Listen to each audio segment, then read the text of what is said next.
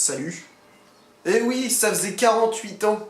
48 ans que le Stade Rennais attendait ça, que les supporters, tout le monde.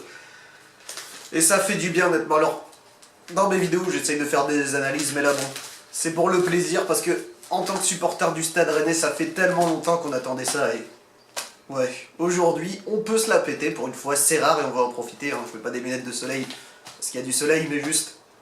Enfin, les blagues périmées sur le Stade Rennais, comme quoi c'est le club qui perd. Bon, je sais pas si ça reviendra un jour, j'espère pas, mais en tout cas, ça va un peu diminuer maintenant. Alors on va revenir quand même vite fait sur le match et tout ce que ça engendre. Mais juste profiter, ça fait du bien et...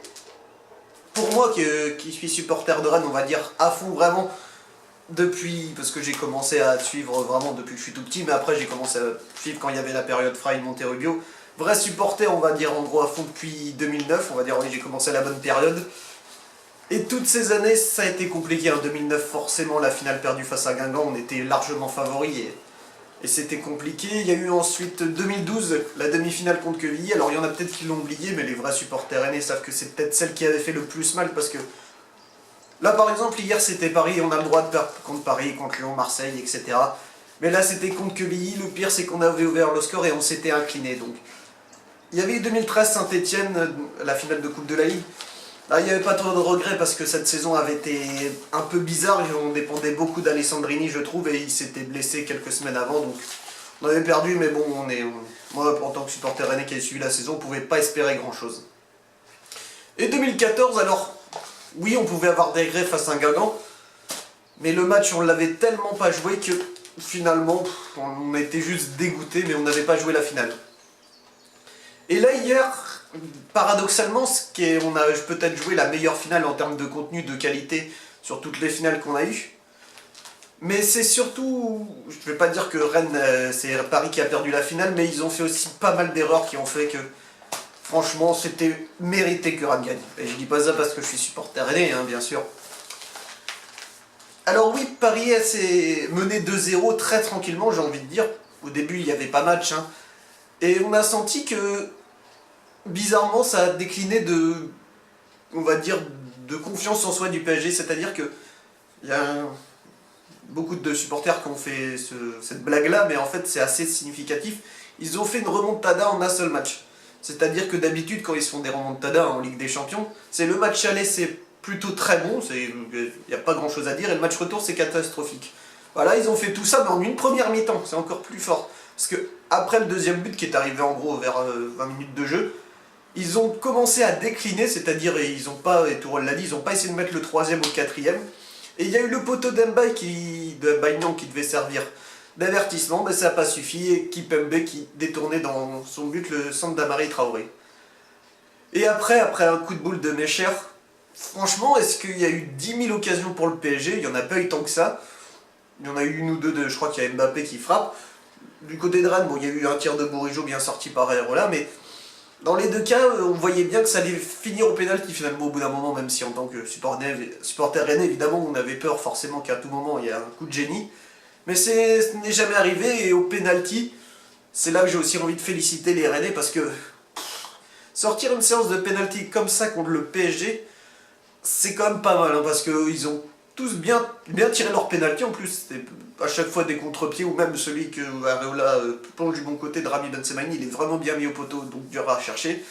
Et nous, il a fallu attendre l'erreur de Nkoukou, peut-être futur Rennais pour nous envoyer le précieux sésame, avec cette célébration de Koubek, digne du Usain Bolt et des plus grands sprinters. Mais voilà, qu'est-ce que ça fait du bien, et qu'est-ce que ça fait du bien aux supporters rennais, enfin d'attendre tout ça. Alors oui, là, à part, j'ai encore la veste mouillée pour ceux qui sont allés à Rennes voir les joueurs, que ce soit sur la mairie ou sur le Grand Esplanade. Il y avait une ambiance, et c'est pour tous les supporters qui gagnent des trophées, il faut vivre ces moments-là, même si des fois il y a le mauvais temps. C'est quelque chose de cool à voir, de fêter enfin un titre, surtout 48 ans. J'espère que les supporters rennais ou d'autres supporters n'attendront jamais aussi longtemps pour attendre un trophée. Et je veux aussi revenir sur le parcours de Rennes, parce que cette Coupe de France, si on regarde d'un peu plus près, c'est quand même assez surréaliste qu'on l'ait gagné. On avait commencé avec le 16e de finale contre Brest, et normalement on doit pas le passer, ce 16e de finale. on a réussi, mais Brest mène 2-0, si je dis pas de bêtises, on réussit à égaliser à 2-2. Pareil que la finale, ça va au penalty.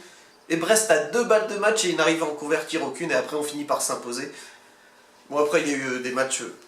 Il y a eu le match contre Lille et contre petite équipe, je sais plus le nom, où on s'est imposé tranquillement. Il y a eu Orléans, oui, on s'est imposé 2-0. Il y a eu le match contre Lille où Pépé a ouvert le score, mais le doublé de ces matchs avait permis à Rennes de s'imposer. Mais ils avaient expulsé Lille assez rapidement, donc là aussi, on avait l'impression que tout était pour Rennes dans ces circonstances-là.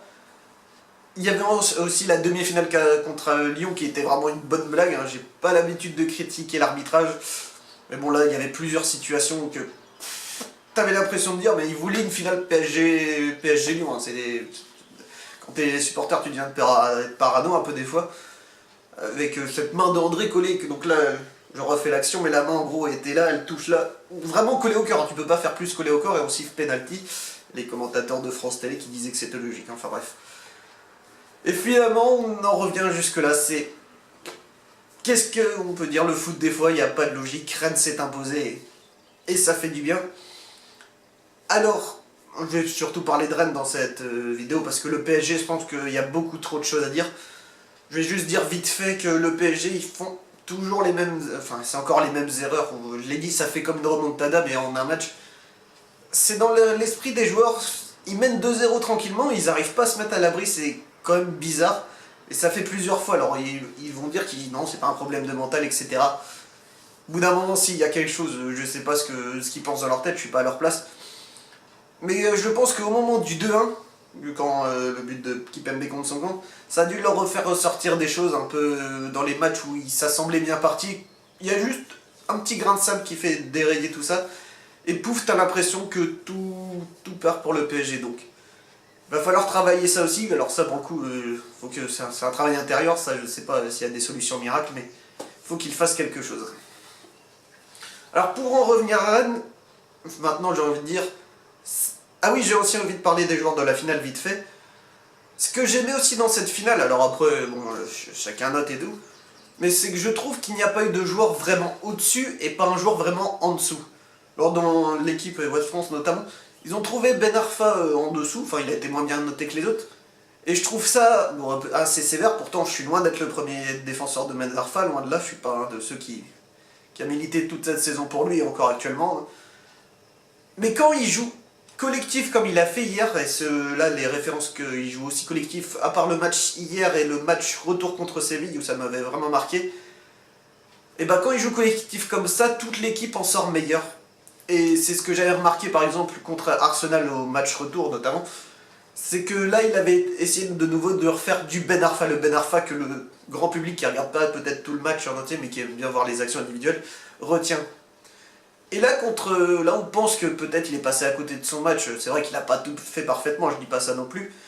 Mais dans les situations offensives où d'habitude il fait des petits gris-gris, il essaye de faire de petits bonds, enfin plein de trucs, là il a fait des bonnes passes et c'est lui qui d'ailleurs qui amène à l'action de Traoré, enfin il a amené à pas mal d'actions, certes sur le deuxième but parisien il est un peu fautif, hein, aussi avec sa longue transversale est un peu molle que Ben Sebaini n'intercepte pas non plus.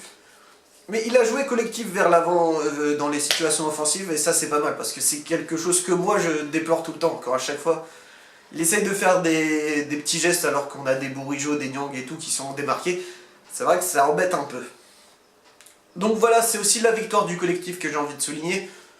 Il n'y a pas un joueur que j'ai trouvé en dessous, au-dessus peut-être Mécher, mais parce qu'il y a le but aussi qui est ressorti, mais en défense, enfin ils ont été tous très bons. Traoré qui a provoqué le but, Da Silva Mécher c'est une très bonne charnière. Ben Sebaini, ça faisait du bien parce que rien contre Doumbia, mais en championnat c'était loin d'être la sécurité. Le retour de Ben Sebaini a fait du bien, même si sur le deuxième but parisien on n'est peut-être pas irréprochable, mais offensivement il a amené beaucoup de choses, donc pour moi c'est aussi un très bon match. Milieu pareil, Grenier a fait le café, Bourigeaud pareil. J'ai pas eu de joueur en dessous, évidemment peut-être un peu Sarr, mais parce que Sarr on en attend beaucoup. Et peut-être qu'on met trop d'attentes sur lui aussi, hein. C'est toujours ce qu'on attend, forcément quand les joueurs montrent quelque chose on en attend toujours plus. Donc peut-être à part Sarr, mais Sarr fait du travail défensif aussi, donc pas envie d'accabler, surtout après une victoire. Mais ils ont fait tous un très bon match, et c'est ça aussi qu'on a envie de retenir quand une équipe gagne, c'est que c'est pas venu d'un exploit individuel, c'est vraiment toute l'équipe. Maintenant, Rennes a gagné, c'est bien, mais il va falloir viser plus haut. J'enlève les lunettes de soleil. C'est bien de se la péter, mais on va rester humble quand même, parce que évidemment, là c'est maintenant, mais ça c'est ce qui va venir après, et après ça va... Malheureusement, les saisons, on profite jamais vraiment, c'est un éternel recommencement. Alors déjà, Rennes, évidemment, il y aura le trophée des champions, il y aura une petite revanche contre le PSG, bon... Ce sera toujours un trophée de plus, hein, ce serait cool de l'avoir, mais bon, personnellement, j'en ferai pas une jaunisse non plus si je l'ai pas. Bon. Je préfère qu'on fasse une très belle saison, quitte à zapper le trophée des champions, mais c'est toujours un trophée de plus, forcément. Alors, Rennes va donc être qualifié pour l'Europa League l'année prochaine. Je pense, ça c'est mon humble avis, hein, le recrutement va permettre de voir beaucoup de choses, qu'il va falloir essayer au maximum de garder les joueurs majeurs de cette équipe. C'est-à-dire que Rennes cette année a fait un beau parcours en Europa League, et ils ont emmagasiné de l'expérience, et je pense que s'ils veulent essayer de refaire les mêmes performances l'année prochaine, essayer de conserver le même socle solide, enfin l'épine dorsale on va dire.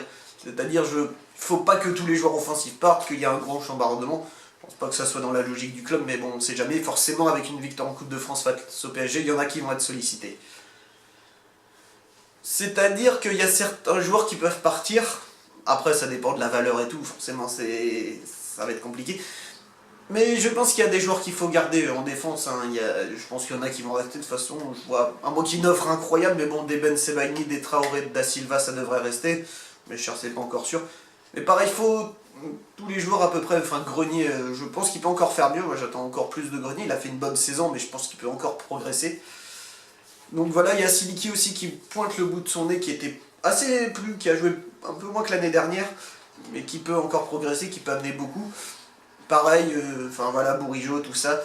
Ben Arfa, comme je l'ai dit, s'il s'en va, bon, ça dépend par qui on remplace, mais il faut garder les joueurs qui ont fait le succès de cette année. Pareil pour Mbaye, qui pourtant, à son arrivée, lui aussi ne faisait pas l'unanimité. C'est aussi ça qui est la grande force de Rennes. Donc, essayez de garder les maximums de joueurs. Évidemment, on les gardera pas tous. Après tout, c'est bien aussi de se renouveler, parce qu'il faut pas non plus se dire on a gagné maintenant. Voilà, je pense que les joueurs en sont conscients. On va pouvoir profiter, ils vont pouvoir faire la fin de championnat, pas tranquille, hein, c'est pas fini, gagner toujours une ou deux places, c'est toujours valorisant. Mais voilà, on peut savourer, il va falloir programmer, on va dire, la saison prochaine, parce qu'il y aura beaucoup de choses à faire, et on avait peur que cette saison, malgré un beau parcours en Europa League, en coupe, se finisse comme ça, sans rien du tout au bout. Ça aurait été dommage, au moins ça c'est réussi, pour moi c'est ma plus belle saison en tant que supporter rennais, c'est évident. Alors voilà, que dire de plus? On a gagné. Qui l'eût cru? Qui aurait misé avant, en début de saison, que Rennes gagnerait la Coupe de France et serait le meilleur représentant, on va dire, en termes de qualité, de ferveur aussi du foot français cette saison. Voilà, on peut être fiers les Rennais, de toute façon, on s'est jamais caché, mais c'est vrai qu'il y a des années c'était compliqué, là, enfin on savoure. Et voilà, bon, qu'est-ce que dire de plus? Profitons de tout ça. On va suivre la fin de saison avec intérêt pour le foot français, bon, même si, bon, les championnats, à part la 4ème place, parce que la 5ème place n'est plus européenne, mais la 4ème place qui semble pour l'instant aller vers Saint-Etienne, mais bon, on sait jamais ce qui peut se passer. Mais voilà, Rennes a gagné, moi je m'en fiche un peu du reste, non je déconne, mais presque l'idée, on a gagné, qu'est-ce que tu veux dire de plus? Alors, qu'est-ce qu'on fera l'année prochaine? Est-ce qu'on ira plus loin d'Europa League? Est-ce qu'on refera le même parcours? Ça va être difficile de faire mieux, hein, pour être honnête. À moins de regagner une coupe, mais bon. On a attendu 48 ans, peut-être qu'on va attendre que un ou deux pour avoir la prochaine. Mais voilà, profitons de tous ces moments, que ce soit les supporters rennais. Alors je suis d'accord que cette vidéo, pour ceux qui aiment pas Rennes, ils s'en foutaient un peu. Mais voilà, ça fait du bien de partager, de ressentir des émotions quand on est supporter, de vivre des moments comme ça. Et c'est ça aussi que les supporters parisiens... alors je sais pas comment ils l'ont vu, comme je suis pas supporter parisien. Peut-être qu'ils sont blasés d'avoir des titres, mais il faut toujours profiter. Hein. On ne sait jamais quand ça va s'arrêter, donc profitez de tous les titres. Hein. Ils ont eu 7 titres d'affilée, et c'est vrai que depuis, ils ont pu gagner grand-chose. Rien que la Coupe de France contre Quevilly, je pense que ça leur faisait plaisir de regagner quelque chose. Donc, faut vraiment profiter de chaque trophée. C'est quelque chose qu'on gagne, on ne sait pas comment ça, on va en regagner. Donc, profitons de tout ça. Voilà, donc, comme d'habitude, on se revoit là dans très peu de temps pour la prochaine vidéo, et en attendant, ne faites pas trop les foot. Enfin si, les supporters rennais continuent à faire les foot tout le temps, tout le temps.